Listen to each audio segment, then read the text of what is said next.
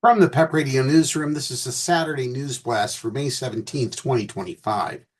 Ahead of his formal installation mass this Sunday, Pope Leo XIV reaffirmed core Catholic teaching opposing same-sex marriage in remarks to the Vatican diplomatic corps. The family is founded on the stable union between a man and a woman, he said in his prepared text reported by the Associated Press. Taken together with his assertion that the unborn and elderly enjoy dignity as God's creatures, Leo offered continuity to Catholics following the death of his predecessor, Pope Francis.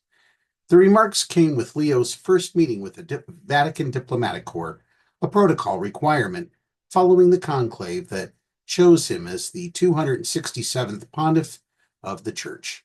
The Holy See is a sovereign state with diplomatic relations with over 180 countries.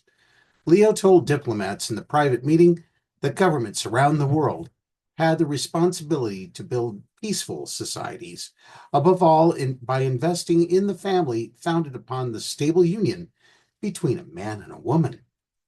In addition, no one is exempted from striving to ensure respect for the dignity of every person, especially the most frail and vulnerable, from the unborn to the elderly, from the sick to the unemployed, citizens and immigrants alike, Leo said.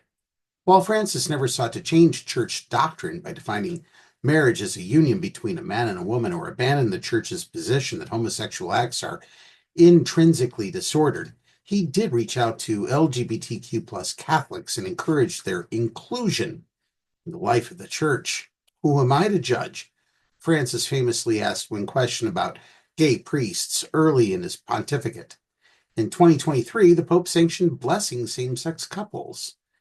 In a video presentation that surfaced following his election by the conclave last week, then Bishop Robert Prevost bemoaned the homosexual lifestyle at a gathering of the World Synod of Bishops in 2012. Western mass media is extraordinarily effective in fostering within the general public enormous sympathy for beliefs and practices that are at odds with the gospel, Prevost said, calling out the homosexual lifestyle specifically. He pointed to how alternative families comprised of same-sex partners and their adopted children are so benignly and sympathetically portrayed in television programs and cinema today. It remains to be seen how his views evolved during the reign of his predecessor, who championed Prevost's rise and appointed him a cardinal in 2023. Asked by the Catholic News Service in 2023 if his views had changed, Prevost acknowledged the Pope's call for a more inclusive church and said, Francis made it very clear that he doesn't want people to be excluded based simply on the basis of choices that they make, whether it be lifestyle, work, way to dress, or whatever. But he added doctrine had not changed. And people haven't said yet, we're looking for that kind of change, Prevost said. But we are looking to be more welcoming and more open to say all people are welcome in the church. In his remarks to the diplomatic corps on Friday, Leo called on people of all nations to work together to build a world in which everyone can lead an authentically human life in truth, justice, and peace.